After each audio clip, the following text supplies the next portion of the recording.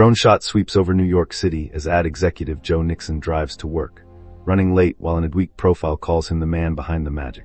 Joe video calls his girlfriend Jennifer, a well-known physician, and the two banter warmly about her night at the hospital, his good mood over a glowing press write-up. In the car, Jennifer reads a bizarre stray text aloud. Joe jokes his way past it before they trade goodbyes and hang up, still clearly in love.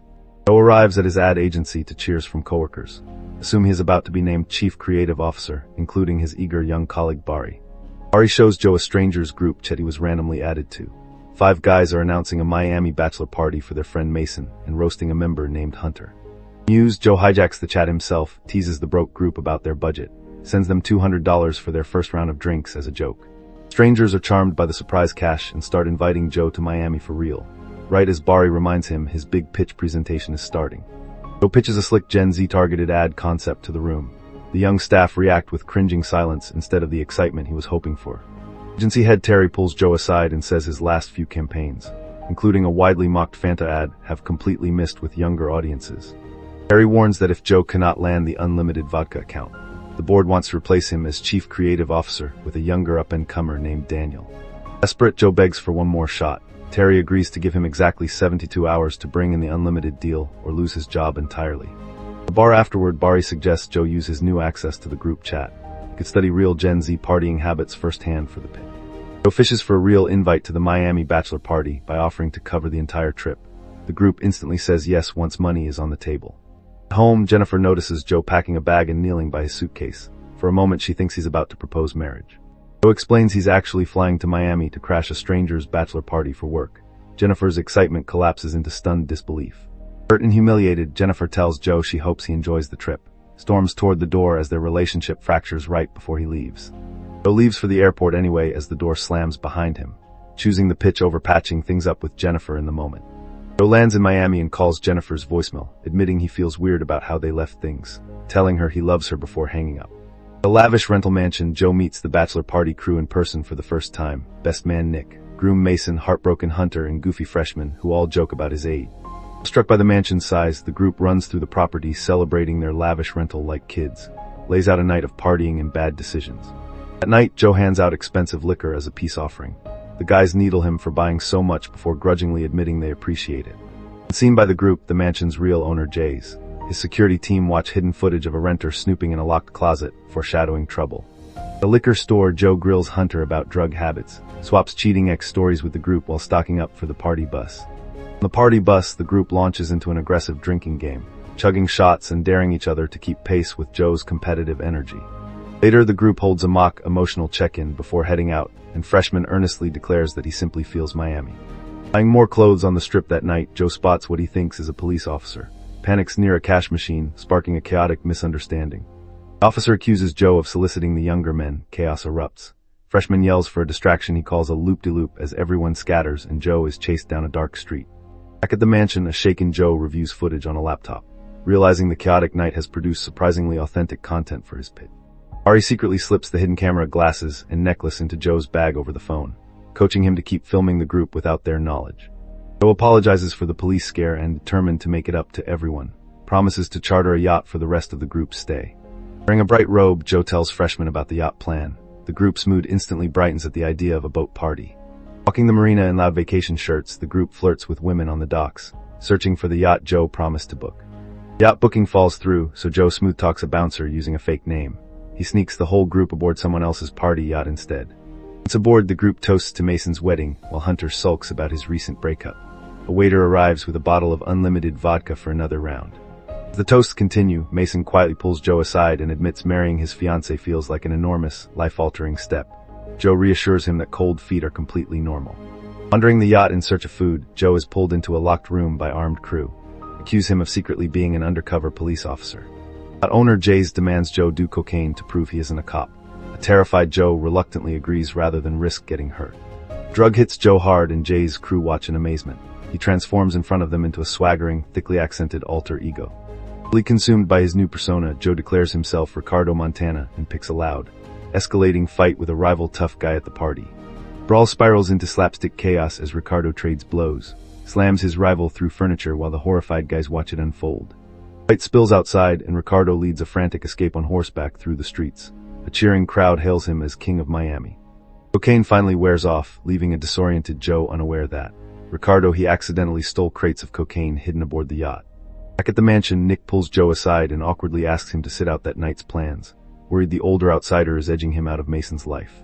At a restaurant dinner, Nick hands Joe the group's treasured childhood scrapbook. Tearfully, he declares Joe an honorary member of their circle of friends.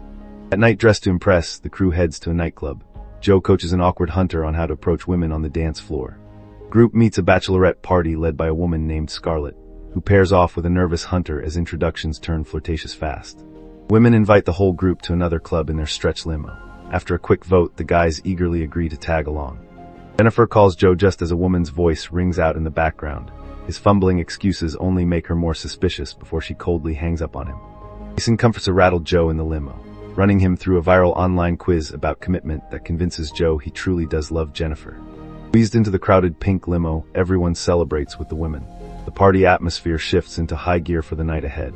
Women keep the drinks flowing with round after round of shots. One by one, the guys start slurring and slipping toward unconsciousness.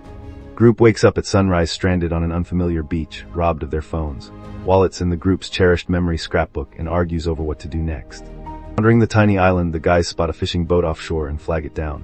An old fisherman agrees to take the stranded group aboard. Below deck, the group discovers the boat's hold packed with mysterious sealed crates rather than fish. Freshman notices the writing on them. Revealed to be a hyperpolyglot who reads several languages, translates the Japanese labels, and realizes the crates are full of smuggled whale parts. Coast Guard helicopter suddenly swoops in to board the boat. Gunfire erupts as the smugglers panic and abandon ship, leaving the group alone on deck. The group swims to shore clutching the smugglers' buoyant contraband. A jellyfish sting sends them scrambling for a bizarre makeshift remedy. Back on the beach, an emotional Mason thanks Joe for keeping everyone calm during the ordeal, formally invites him to attend his real wedding. Meanwhile, drug boss Jay's crew trace the rental records and identify exactly mansion Ricardo Montana has been staying in, vowing revenge. Back at the mansion, Joe opens his laptop and the group gathers behind him, discovering he secretly filmed them all weekend with the hidden glasses and necklace for an ad pitch. Furious at being exploited for a marketing campaign, the group erupts, calling Joe manipulative and accusing him of treating their friendship as content. Freshman, previously Joe's biggest fan, tells him he no longer feels Miami and walks away crushed, while Nick and Hunter pile on with the same anger. Mason tells Joe he needs to leave, and a defeated Joe grabs his belongings, walks out of the mansion alone as the group turns its back on him. Sitting alone at a bar processing the fallout, Joe spots the con women. Rob, the group casually drinking nearby, and realizes he can make things right. Joe bursts into the women's group to warn a nearby bachelorette party not to drink anything they're offered, exposing the crew as serial robbers. Wild brawl breaks out as Joe fights to reclaim the group's stolen scrapbook, chasing the getaway limo through the streets to get it back. After a chaotic scuffle inside the moving limo, Joe finally rips the scrapbook free from the women, escapes with it held triumphantly overhead. Joe returns to the mansion with the recovered scrapbook, only to find Freshman in a panic, mistaking him for drug dealers coming to attack. Freshman reveals armed men have kidnapped Mason over a stolen cocaine shipment, giving the group until 8 o'clock to return the drugs or Mason dies. Searching the mansion, the group discovers the missing cocaine hidden inside the jet skis. Joe stole them from the yacht during his Ricardo rampage. Panicking over how to negotiate, the group realizes the kidnappers will only speak with Ricardo Montana. That means Joe has to get high all over again. Reluctantly, Joe snorts more cocaine as the group cheers him on, desperate to transform back into Ricardo in time to save Mason's life. As Ricardo again, Joe calls the kidnappers and bluffs that he has partnered with the Yakuza, forcing Freshman to improvise fake Japanese on speakerphone. Bluff terrifies the drug boss into agreeing to straight trade, cocaine for Mason, and he texts over the location for a nighttime exchange. The group dresses in flashy new outfits to sell the Ricardo persona, psyching themselves up before heading out to the exchange point after dark. In a rain-soaked parking garage, Ricardo and the boss square off face to face. Their crews hold Mason and the cocaine as leverage on either side. Drug boss recognizes the clothes Ricardo is wearing as his late father's and, enraged, pulls a gun and demands to know who Ricardo Montana really is. Cornered at gunpoint, Joe drops the act entirely, confessing he's not a kingpin at all, just a scared 40-year-old, and begs the boss to take it out on him instead of his young friends. Unexpectedly moved, the grieving drug boss breaks down crying, telling Joe he reminds him painfully of his own late father, then embraces him warmly. Boss introduces his own adult son, urges Joe to prioritize the people he loves most, releases Mason unharmed, and lets the whole group leave peacefully. Relieved and laughing, the reunited group drives away from the mansion together. The earlier rift between Joe and the guys clearly mended.